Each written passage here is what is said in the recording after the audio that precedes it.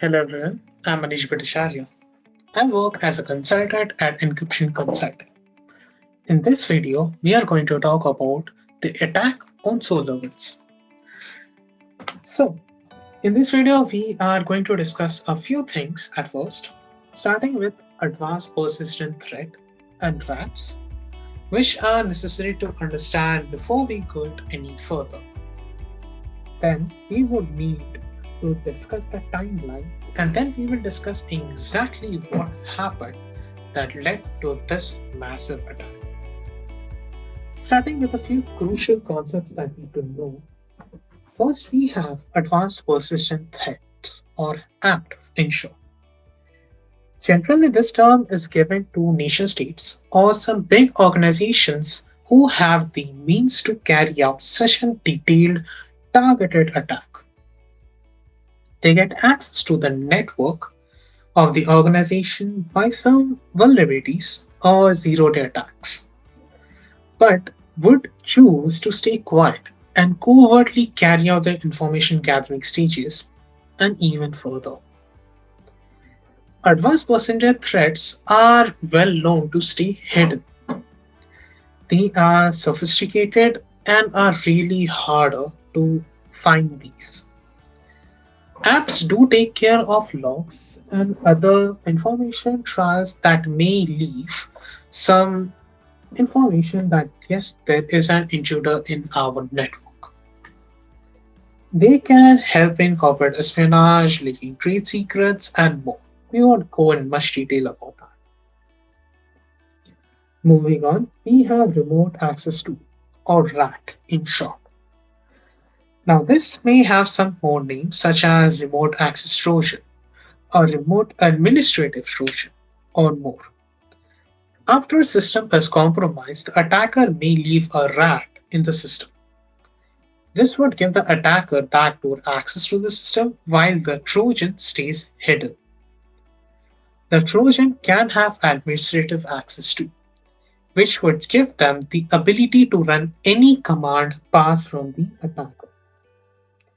This way, the attacker can continue to have control over the system while not being actively present to maintain access in the system itself. This would leave the backdoor or the Trojan and can also help them to stay covert. Now, since to understand these concepts, let's try to understand what exactly happened in these events.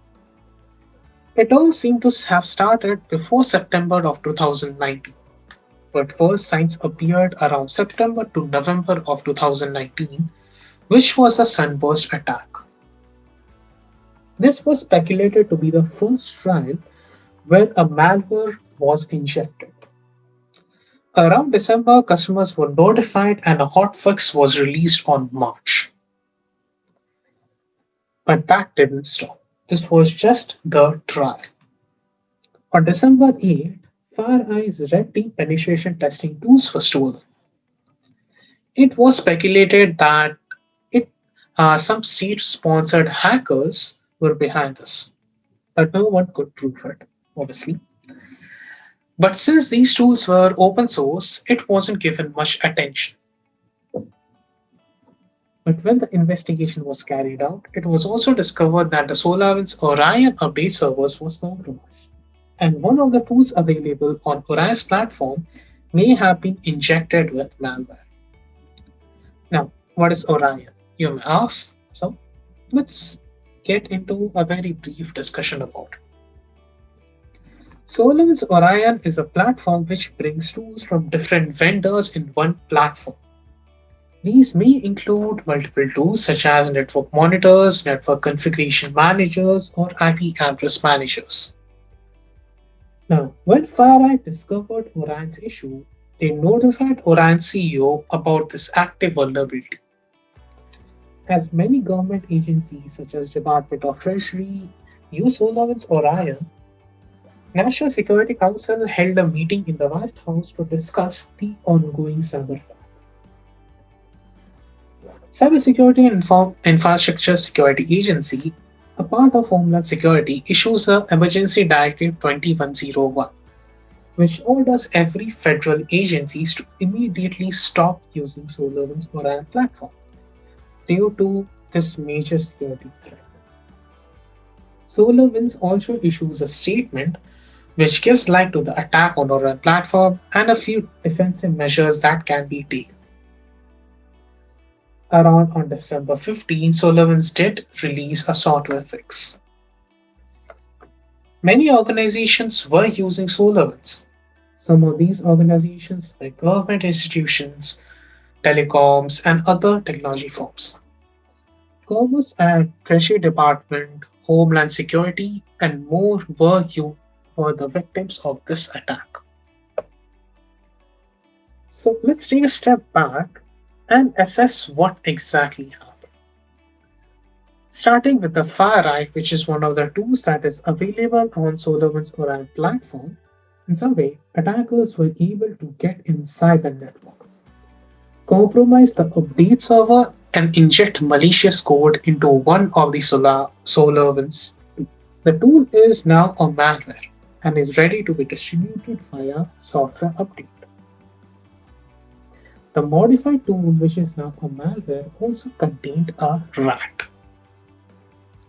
which gives attackers access to every system or network the update was installed on.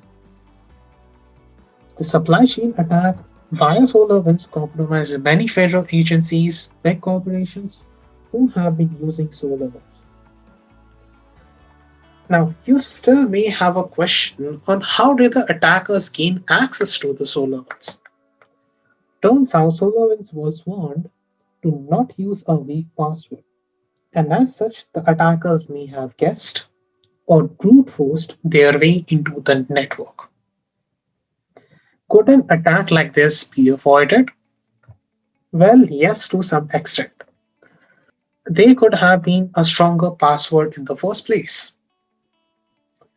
They could have employed two factor authentication, which would have made getting into the network harder for the attackers.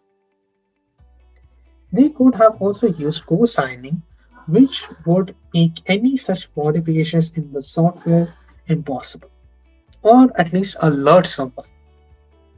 Code signing would guarantee that nothing in the software has been modified or corrupted. So there you go. This is how the SolarWinds Orion attack was carried out. If you have any questions, write on the comments and we will respond to you. Thank you for watching and see you next time.